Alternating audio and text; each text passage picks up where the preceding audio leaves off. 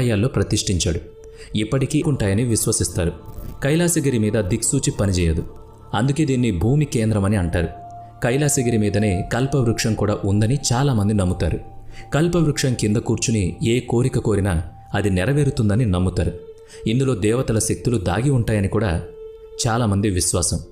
దేవతలు రాక్షసులు సముద్రాన్ని మధించినప్పుడు 14 రత్నాలు బయటకొచ్చాయని, అందులో ఒకటి కల్పవృక్షమని కథనాలున్నాయి. దీన్ని దేవరాజు ఇంద్రుడికిచ్చేశారు. ఇంద్రుడు ఈ దేవవృక్షాన్ని హిమాలయాల్లో ప్రతిష్ఠించాడు. ఇప్పటికీ అక్కడక్కడ ఆ కల్పవృక్షాలు హిమాలయాల్లో కనిపిస్తూ ఉంటాయి. కైలాస పర్వతాల మీద 2 నదులు ప్రవహిస్తూ ఉంటాయి. ఒకటి మానస సరోవరం, 2 రాక్షస సరోవరం. మానస సరోవరంలో సూర్యుడి ఆకారంలో, రాక్షస సరోవరంలో చంద్రుడి ఆకారంలో కనిపిస్తుంది. కైలాసగిరిని హిందువులు పవిత్ర స్థలంగా భావిస్తారు. మానస సరోవరాన్ని దేవతల సరోవరం అని కూడా పిలుస్తూ ఉంటారు.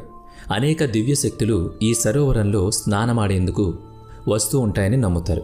కైలాసగిరి పర్వతాల రహస్యాలను ఎంతగా తెలుసుకోవాలని ప్రయత్నిస్తే అంత జటిలంగా వీటి రహస్యాలు మారుతూ ఉంటాయి. ఉత్తర దక్షిణ ధృవాలు ప్రవహిస్తూ ఉంటాయి. గంగానది విష్ణువు పాదాల నుంచి వచ్చి శివుని తల మీద నిలిచిందని చెప్తూ ఉంటారు. శివుడితో పాటు పార్వతీదేవి కూడా భక్తితో కొలుస్తుంది. కానీ ఇక్కడ దాగి ఉన్న రహస్యాలను పరిష్కరించడానికి చరిత్రకారులతో పాటు సైంటిస్టులు కూడా చాలా కాలం నుంచి ప్రయత్నిస్తున్నారు. అలాంటి రహస్యాలలో ఇక్కడున్న షాంగ్రీలా లోయ కూడా ఒకటి. ఈ రహస్యమైన ప్రదేశాన్ని వెతకడానికి చైనా కొన్ని దశాబ్దాల నుంచి ప్రయత్నిస్తూనే ఉంది. 1960 నుంచి 1990 వరకు చైనా సైంటిస్టులు షాంగ్రీలా అనే రహస్యమైన ప్రదేశాన్ని వెతకడానికి చాలాసార్లు ప్రయత్నించారు. మన హిందూ పురాణాలలో చెప్పబడిన శంబాలా నగరం ఇదే. 1980స్లో చైనా సైన్యం ఈ నగరం ఎక్కడుందో కనుక్కోవడానికి ఒక సీక్రెట్ మిషన్ని చేపట్టింది. కానీ ఆ సీక్రెట్ మిషన్లో వాళ్లకి కనిపించిన దృశ్యాలు చూసి వాళ్ళు చాలా ఆశ్చర్యపోయారు. చైనా సైంటిస్టులు చేసిన రీసెర్చ్ యొక్క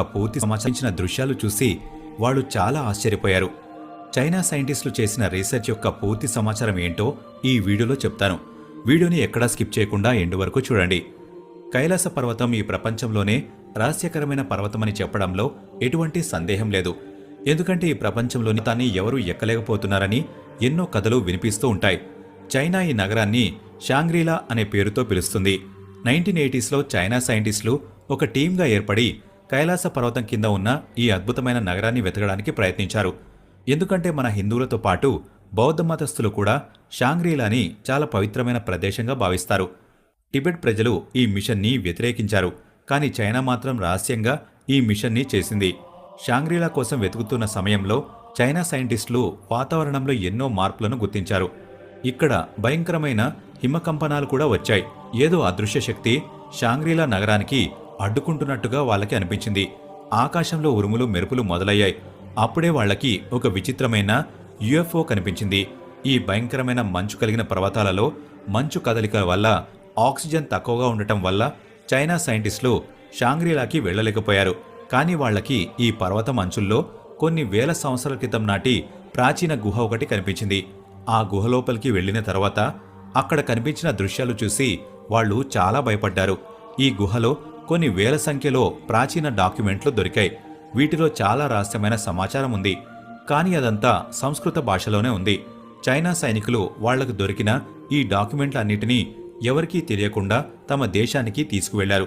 వీటితో పాటు గుహలోపలి గోడలపైన మన హిందూ దేవతల చిత్రాలు కూడా ఉన్నాయి. అలానే ఇక్కడ చాలామంది అస్థిపంజరాలు కూడా ఉన్నాయి. వాటిపైన కార్బన్ డేటింగ్ చేసినప్పుడు అవి సుమారు 6000 సంవత్సరాల క్రితం నాటివని తెలిసింది. సైంటిస్టులు ఈ అస్థిపంజరాలన్నీ ప్రాచీన కాలంలో ఇక్కడ ధ్యానం చేసిన ఋషులవని గుర్తించారు. చైనా షాంగ్రీలా నగరానైతే కనిపెట్టలేదు, కానీ కొన్ని లక్షల డాక్యుమెంట్లను రహస్యంగా దొంగలించింది.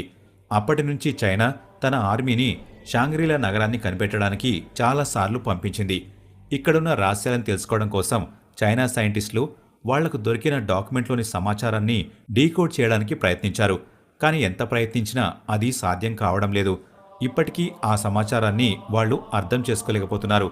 హిమాలయాల్లో ఇంకా కైలాస పర్వతాల మధ్యలో పెద్ద హిమమానవులు నివసిస్తున్నారని, వాళ్ల ఎత్తు సుమారు 20 ఫీట్ల వరకు ఉంటుందని, వాళ్లే శంబాలా నగరాన్ని రక్షిస్తున్నారని చాలామంది చెప్తున్నారు. ఈ హిమమానవులని యతి అని కూడా పిలుస్తారు. 2019లో మన భారతదేశ సైన్యం నేపాల్లోని మకాలు పర్వతం దగ్గర అతిపెద్ద మనుషుల పాదాల గుర్తులను గుర్తించింది. అది ఖచ్చితంగా యతి మనుషులకి సంబంధించినదని చాలామంది అనుమానం వ్యక్తం చేశారు. ఉత్తరాఖండ్లోని చాలా ప్రదేశాల్లో కూడా చాలామంది తరచూ ఇలాంటి ఆరోపణలు చేస్తున్నారు. ఉత్తరాఖండ్లోని రూప్కుండ్ సరస్సుని అస్థిపంజరాల సరస్సు అని కూడా పిలుస్తారు. ఎందుకంటే ఇందులో చాలామంది మనుషుల అస్థిపంజరాలు దొరికాయి. DNA రిపోర్ట్ ప్రకారం వీళ్ళు అనారోగ్యంతో చనిపోలేదని తెలిసింది. కానీ వీళ్ల శరీరం పైన భయంకరమైన గాయాలు కనిపించాయి. వీళ్ళని ఎవరో కావాలనే గాయపరిచి చంపేశారు. ఆశ్చర్యకరమైన విషయం ఏంటంటే చనిపోయిన వాళ్ళందరూ ఒకే సమయానికి చెందినవారు కాదు. గత 1000 సంవత్సరాల్లో వీళ్ళు వేర్వేరు కాలాల్లో చనిపోయారు. నిజానికి వీళ్ళందరూ భారతీయులు కాదు. ప్రపంచంలోని వేర్వేరు దేశాల నుంచి ఇక్కడికి వచ్చి చనిపోయారు. చైనా సైంటిస్టులు వీళ్ళందరూ కూడా శంబాలా నగరానికి వచ్చిన వాళ్ళని, వీళ్లను కూడా ఇక్కడ నివసించే యతి అని పిలువబడే హిమ మానవులే చంపారని చెప్తున్నారు. యతి మానవులు శంబాలా నగరంలోకి ఎవరూ వెళ్లకుండా రక్షణ బాధ్యతలు చేపట్టారు. వీళ్లకు ఒక చోట మాయమై మరొక చోట ప్రత్యక్షమయ్యే అద్భుత శక్తులు కూడా ఉన్నాయని చాలామంది చెప్తున్నారు. కానీ ఇందులో నిజమెంతో సైంటిస్టులు ఇప్పటికీ కనుక్కోలేకపోయారు. చైనాకి షాంగ్రీలా నగరం అద్భుతమైన శక్తుల గురించి బాగా తెలుసు. కానీ ఈ నగరం ఎక్కడ దాగి ఉందో వాళ్లు కనిపెట్టలేకపోతున్నారు. కానీ ఇవన్నీ కూడా ఖచ్చితంగా కైలాస పర్వతంలోనే ఉన్నాయని వాళ్లకి బాగా తెలుసు. ఈ ప్రపంచంలో నేల గాలి లేని ప్రదేశం ఇదే. అలానే ఇక్కడ సమయం యొక్క ప్రభావం కూడా ఉండదు. ఒకవేళ ఎవరైనా ఇక్కడికి వెళితే సమయ ప్రభావం లేకపోవడంతో వాళ్ల వయసు అలానే ఉంటుంది. వాళ్ళు జీవితాంతం యవ్వనంగానే ఉంటారు. వాళ్ళకి ఏ వ్యాధి కూడా సోకదు. ఆశ్చర్యకరమైన విషయం ఏంటంటే ఈ నగరంలోకి వైరస్, బ్యాక్టీరియా కూడా వెళ్ళలేవు. ఎందుకంటే వాటికి కూడా ఈ ప్రదేశం ఎక్కడుందో తెలియదు.